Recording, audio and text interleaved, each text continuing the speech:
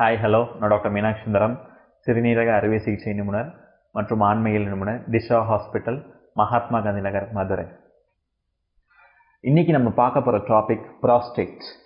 வயசான ஆண்கள் 50-60 தாண்டிட்டாலே நைட்டுனா அடிக்கடி ஒன்றுக்கு போக வேண்டியதாக இருக்குது, உடனே ஒன்றுக்கு ஊற்றிடுது, அர்ஜென்ட்டாக வந்துடுது, எனக்கு போகிற வழியில் லீக் ஆகிடுது, அடிக்கடி ஒன்றுக்கு போகிறேன், முக்கி போகிறேன், ஸ்ட்ரெயின் பண்ணுறேன், நீர் கடுக்குது, சன்னமாக போகுது, தள்ளி விழுக மாட்டேங்குது, ஸ்பீடு இல்லை, இந்த மாதிரி பல கம்ப்ளைண்ட்ஸோடு இருக்காங்க 60 வயசுக்கு மேலே.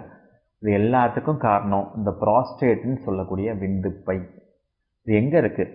நம்ம நார்மலாக நம்ம இடுப்பு எலும்புகளுக்கு உள்ள பெல்விஸ் அப்படின்னு சொல்கிற ரீஜியனில் இருக்குது. இது மூத்திரப்பை, அதாவது நீர்ப்பை, பிளாடர். இதுக்கு கீழே இருக்கிறது தான் விந்துப்பை. இது சின்னமாக இருக்குது, நார்மலாக இருக்க விந்துப்பை. நார்மலாக இருக்க விந்துப்பை 20 கிராம். ஸோ வயசானால் எப்படி முடி நரைக்குமோ அதே மாதிரி விந்துப்பை வீக்கம் அடையும். வீக்கம் அடையும் போது என்ன பிரச்சனை வரும்? இங்கே பார்த்தீங்கன்னா நார்மலாக விந்துப்பை பாதை நார்மலாக போகுது, ஃப்ளோ யூரின்னு. இங்கே விந்துப்பை வீக்கம் அடைஞ்சு உள்ளேயும் வரலாம், வெளியேயும் வீங்கலாம். அப்படின்ற பட்சத்தில் உள்ளே வரும்போது நீர்ப்பாதை அடைப்பு ஏற்படலாம், அனாட்டமிக்கல் அப்ஸ்ட்ரக்ஷன்.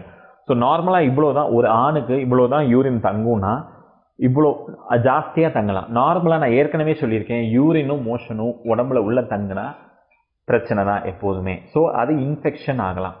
ஸோ ஒரு பேஷண்ட் யூரின் போனதுக்கப்புறம் நார்மலாக அவங்க போன யூரினை விட 20% தான் உள்ளே தங்கணும், இல்லைன்னா 20 ml தான் தங்கணும். ஸோ பேஷண்ட் வேரி ஆகும், அதை டாக்டர் டிசைட் பண்ணுறது தான். இது நான் சொல்கிறதெல்லாம் இந்த ஸ்டாட்டிஸ்டிக்கல் வேல்யூஸ்லாம் அப்படியே 100% ஃபிட் ஆகாது எல்லா பேஷண்ட்டுக்கும். ஸோ உள்ள நீர் தங்குனா அது இன்ஃபெக்ஷன் ஆகலாம். அந்த நீர் மேலே ரிஃப்ளெக்ஸ் ஆகி கிட்னிக்கு பாதிப்பு ஏற்படலாம். ஸோ சுகர் பேஷண்ட்டாக இருந்தால் அவங்களுக்கு சர்க்கரை வியாதி இருந்ததுன்னா அவங்களுக்கு ஈஸியாக இந்த இன்ஃபெக்ஷன்லாம் வரும். இது ஒரு ஏஜிங் ப்ராசஸில் நடக்கக்கூடியது. இந்த ப்ராஸ்டேட்டுன்ற விஷயம் இது எல்லாருக்கும் வரும்.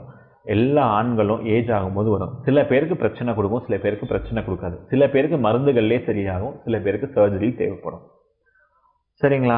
ஸோ இந்த விந்துப்பையோட ஃபங்க்ஷன் என்ன? நார்மலாக விந்தணு, அந்த ஸ்பெர்ம்ஸ் வெற கொட்டையில் உற்பத்தி ஆகுது. ஸோ இந்த ப்ராஸ்டேட் இந்த விந்துப்பை அதுக்குரிய செக்ரீஷன்ஸை கொடுக்கும். விந்துப்பையில் செமனுக்கு வரக்கூடிய ப்ராஸ்டேட்டிக் செக்ரீஷனுக்கு கான்ட்ரிபியூட் பண்ணும். சரிங்களா?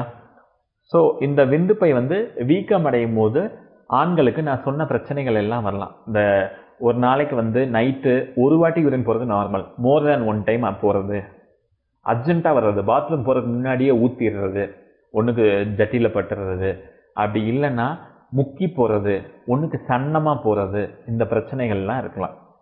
சரிங்களா? இது எல்லாமே ப்ராஸ்டேட்டோட சிம்டம்ஸ் தான். சரிங்களா? இதுக்கு என்ன வைத்தியம் பண்ணணும், ப்ராஸ்டேட்டுக்கு என்ன வைத்தியம் பண்ணணும் அப்படின்றத நம்ம நெக்ஸ்ட் வீடியோவில் பார்க்கலாம்.